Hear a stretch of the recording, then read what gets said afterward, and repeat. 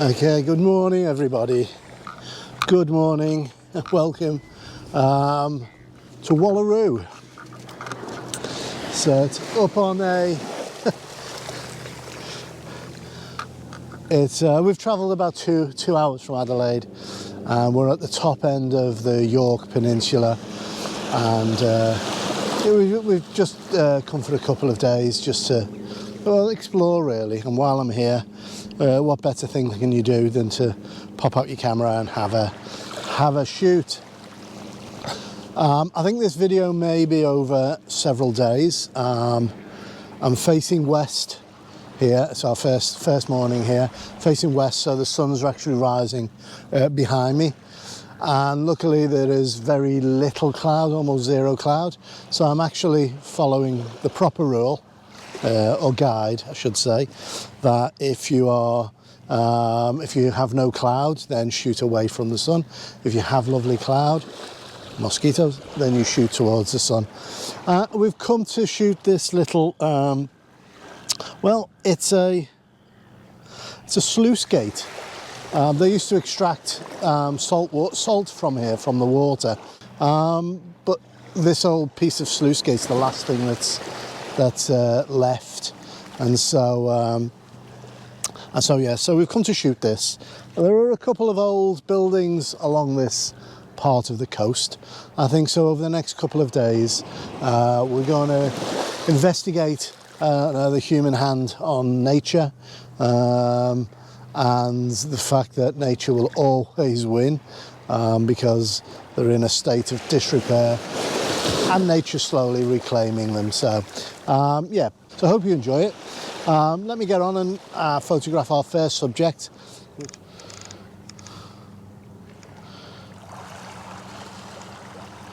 And there we are.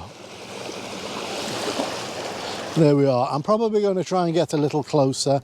The water is not very appealing because it's full of this dirty black bits of seaweed, but hey, it's about time. I haven't got my wellies on for a change because I don't fancy filling them like I did last time, so I'll move a little further into this and see what we can create. It's going to be the simplest composition in the world. It's going to be the sluice gate, and that's it. We've got no cloud to talk about. What I am waiting for, I'll have to quickly set up, I am waiting for the belt of Venus to appear on the on that far horizon, and yeah, that's what we're going to aim for this morning. So I'm just going to zoom in very slightly.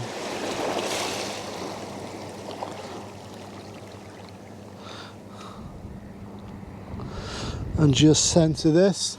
Now, at the moment, I think I'm going to have it, I'm going to go a little lower, I think. There we go. There we go.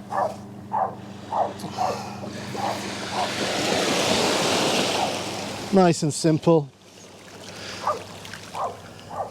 We don't need an awful lot. The only thing I need to consider here is how long I need to smooth out that water. There's no cloud, so I don't have to worry about that.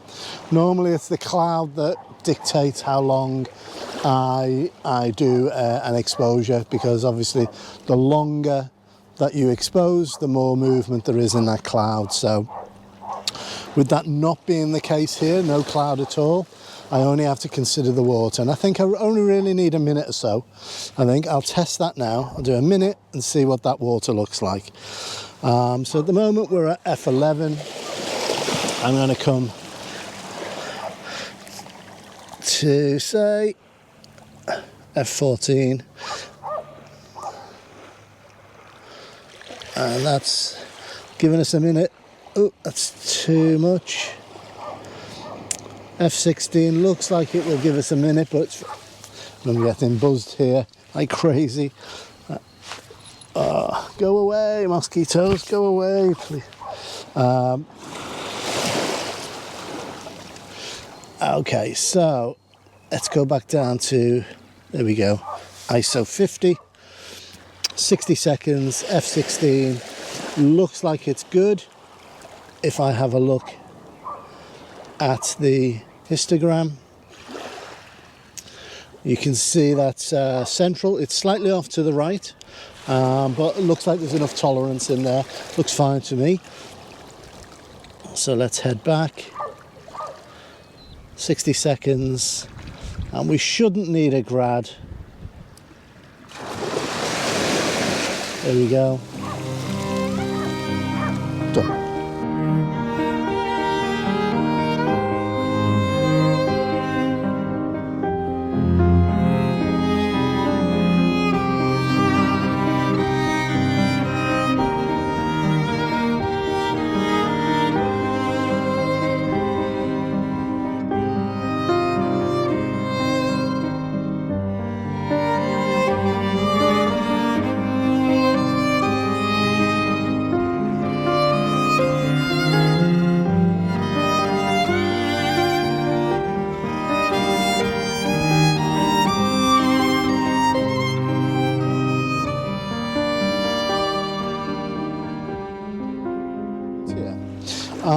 You notice that I underexposed a little bit.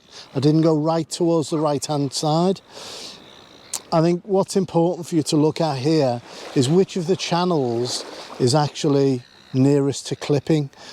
Early morning and late evening light, it's the red light that can actually clip. So your histogram may tell you that you're within tolerance, and even if you expose all the way to the right, hoping that you can pull back those shadows, pull back those highlights, you probably can, but you run the danger of blowing the reds, which means you can pull back the histogram and it looks like your blinkies have gone, but you've actually lost a fair amount of information in that red channel. So generally I like to underexpose slightly, so I expose to the right, but give it some tolerance. Don't go all the way to the right thinking, oh, I can pull back the highlights, because you'll lose information in the red channel. So just be aware of that. So yeah, I'm going to set this up now, portrait, give it a go, and then we'll see, which is probably either this evening or tomorrow morning, what else we're going to capture along this coast. So let me get on with that. Let me step into that water and see what we can produce. I'm just going to push these legs into the water slightly. Oh, make sure we're straight. There we go. Raff, out of there. Come on, out of there. So I've just come down to, I put up to F18, down to 40 seconds. Let's give it another go and see whether we can manage that. But it is beautiful out here. And Raffy's found a friend. So they're doing a twirly twirly. Okay, let's check if we've managed to nail this one. And we have, yes, no clipping, perfect.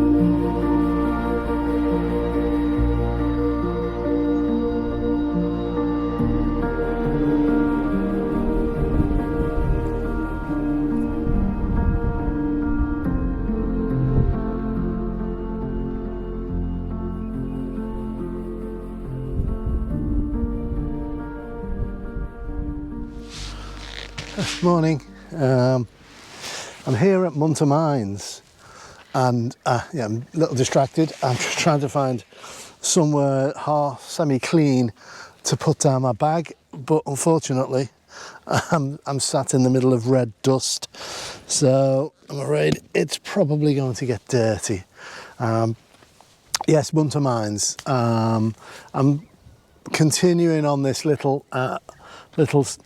episode or series where we're looking at the human form, the human built form in nature, and what could be more intrusive than a mine, digging down into the earth for minerals and who knows what, and then leaving the cast or the rubbish just strewn everywhere all over the landscape. That could end up being a beautiful landscape, such as when we visited the open opal mines of White Cliffs, and I have done a great video on that because the landscape has been completely changed in terms of what nature intended, but yet somehow it's still a very beautiful, if raw, environment. But today we're here, we've got this old engine house and chimney in front of us, so I'm going to set up and then we're going to see what we can do with this.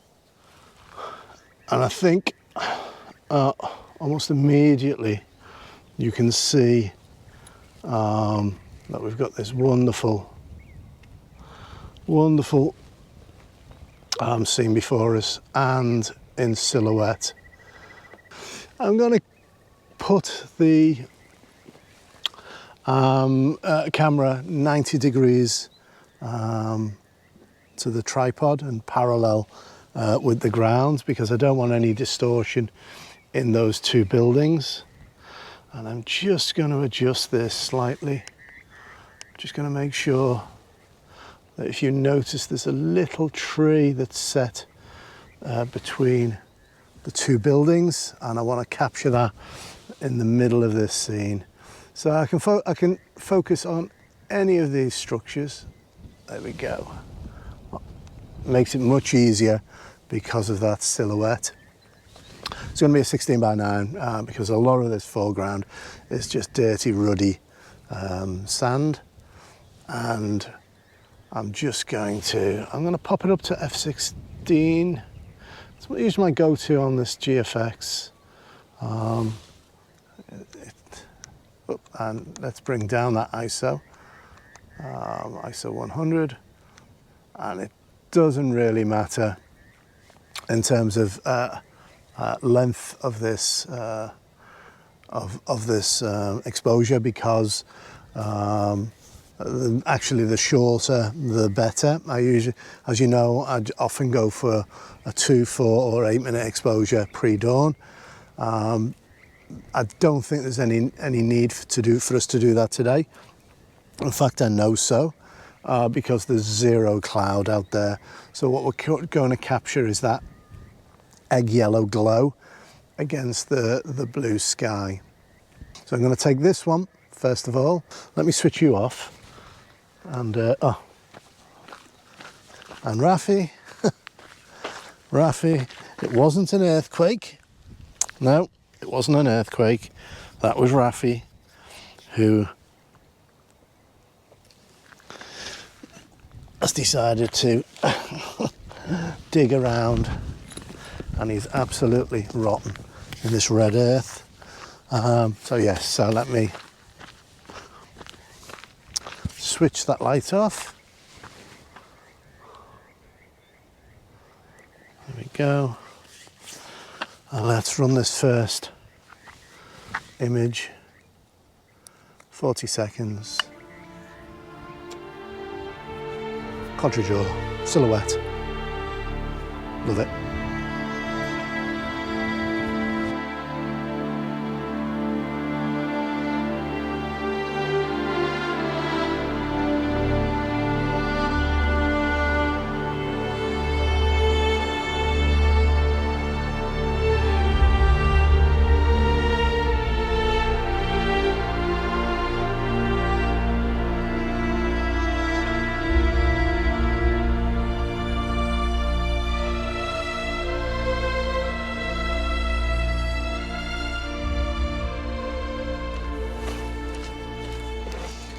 Okay.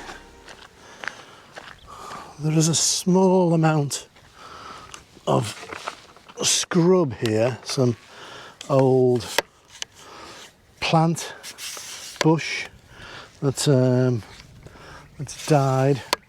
I'm not sure whether it's as a result, you know, a direct result of people killing it, or just naturally falling into decay. But it might make a little bit of interest in the foreground.